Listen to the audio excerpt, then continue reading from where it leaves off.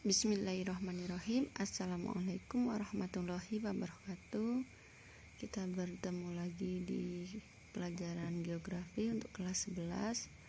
Sebelum memulai materi hari ini, kita membaca basmalah dulu agar supaya dalam pembelajaran ini kita diberi kelancaran dan keberkahan oleh Allah Subhanahu wa taala. Bismillahirrahmanirrahim. Baiklah, untuk kali ini kita buka bab 3 ya, materi mengenai mitigasi dan adaptasi bencana alam. Ya, di bab 3. Ini ada beberapa pengertian bencana alam. Yang pertama, tentang bencana alam. Apa bencana alam? Adalah merupakan bencana yang diakibatkan oleh peristiwa atau serangkaian peristiwa yang disebabkan oleh alam, di antara lain gempa bumi, tsunami, gunung meletus, banjir, kekeringan, angin topan, dan lain sebagainya. Kemudian pengertian yang kedua mengenai bencana non alam. Ini adalah bencana yang diakibatkan oleh fenomena non alam, antara lain berupa kegagalan teknologi, kegagalan modernisasi, dan epidemi atau wabah penyakit. Nah, itu. Kemudian selanjutnya adalah pengertian bencana sosial. Ini di mana bencana yang diakibatkan oleh interaksi antar manusia yang meliputi konflik sosial antar kelompok atau konflik antar komunitas masyarakat dan terorisme. Oke. Kemudian yang selanjutnya adalah karakteristik bencana alam. Menurut BNPB atau Badan Nasional Penanggulangan Bencana, ini ada beberapa jenis bencana alam. Yang pertama, letusan gunung berapi. Ini dinamakan proses keluarnya magma yang berada di perut bumi ke permukaan bumi berupa material padat, material cair, dan material gas. Nah, jadi keluarnya magma dalam perut bumi melalui pori-pori bumi itu dinamakan letusan gunung berapi. Tanda-tandanya, yang pertama, suhu di sekitar gunung naik. Yang kedua, mata air menjadi kering, mata air di sekitar pegunungan ya. Kemudian sering mengeluarkan suara gemuruh, kadang disertai getaran dari gempa. Adanya letusan-letusan kecil atau gempa-gempa sebelum terjadi letusan gunung berapi ya. Kemudian yang terakhir, ciri-ciri letusan gunung berapi yaitu tumbuhan di sekitar gunung layu, binatang di sekitar gunung bermigrasi. Nah, jadi tumbuhannya layu, kemudian binatangnya pergi dari tempat sekitar gunung atau tempat tinggal dia sebelumnya.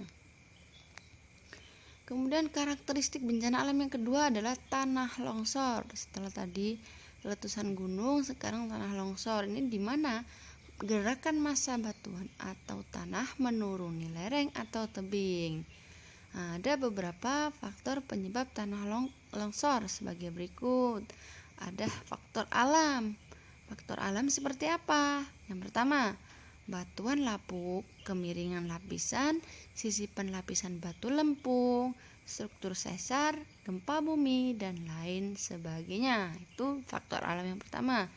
Faktor alam yang kedua, curah hujan yang tinggi. Nah, kemudian yang ketiga, lereng yang curam, kondisi drainase yang tersumbat, erosi dalam, dan lain-lain. Selanjutnya, penutupan lahan yang mengurangi tanah geser, misalnya tanah krisis. Yang terakhir, faktor alam yang terakhir adalah getaran yang diakibatkan oleh gempa bumi, ledakan, getaran mesin, dan lain-lain. Oke, kemudian setelah tadi tanah longsor berdasarkan faktor alam, yang sekarang tanah longsor berdasarkan faktor manusia. Nah, ini ada beberapa akibat apa jenis yang diakibatkan oleh manusia. Yang pertama adalah pemotongan tebing pada penambangan batu lereng yang terjal. Jadi manusia tadi melakukan pemotongan tebing pada penambangan batu lereng yang terjal sehingga bisa menjadi tanah longsor. Yang kedua, penimbunan tanah urukan di daerah lereng. Selanjutnya kegagalan struktur dinding pertanian tanah, dan terakhir penggundulan hutan. Jadi penggundulan hutan ini bisa mengakibatkan tanah longsor, ulah manusia. Oke, selanjutnya ini adalah jenis-jenis bencana alam tadi ya. Selanjutnya yang setelah letusan gunung, kemudian tanah longsor. Yang ketiga adalah gempa bumi. Gempa bumi ini peristiwa bergetarnya bumi akibat pelepasan energi di dalam bumi secara tiba-tiba yang ditandai dengan patahnya lapisan batuan pada kerak bumi. Ini dinamakan gempa bumi. Kemudian selanjutnya yang keempat, banjir. Ini merupakan peristiwa meluapnya air dari sungai sehingga mengenangi daerah daratan yang normalnya kering. Yang kelima, tsunami merupakan gelombang pasang yang terjadi akibat aktivitas tektonik dan letusan gunung api yang terdapat di dasar laut. Dan yang keenam, kekeringan adalah ketersediaan air yang jauh di bawah kebutuhan air untuk kebutuhan hidup, pertanian, kegiatan ekonomi, dan lain sebagainya. Jadi kekeringan juga termasuk dalam bencana alam. Dan selanjutnya adalah angin topan. Ini merupakan pusaran udara yang bergerak cepat dan berbentuk corong spiral, umumnya berkaitan dengan pertumbuhan awan badai. Jadi asal mulanya adalah awan badai, berbentuk pusaran udara yang bergerak cepat. Ini bisa menghantam beberapa pemukiman. Itu yang dimaksud dengan bencana alam. Kemudian selanjutnya gelombang pasang. Ini adalah gelombang tinggi yang ditimbulkan karena efek terjadinya siklon tropis di sekitar wilayah Indonesia dan berpotensi kuat menimbulkan bencana alam. Selanjutnya adalah kebakaran. Ini bencana alam yang selanjutnya. Kebakaran di mana kondisi bangunan pada suatu tempat dilanda api yang menimbulkan korban atau kerugian. Misalnya kebakaran hutan menyebabkan asap yang dapat mengganggu pernapasan dan aktivitas manusia atau masyarakat.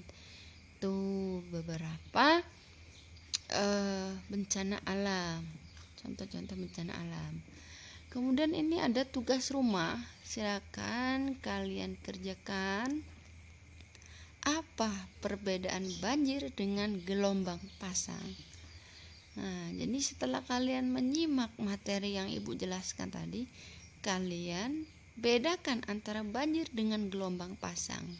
Hanya itu saja materi kita dan tugas kita untuk hari ini.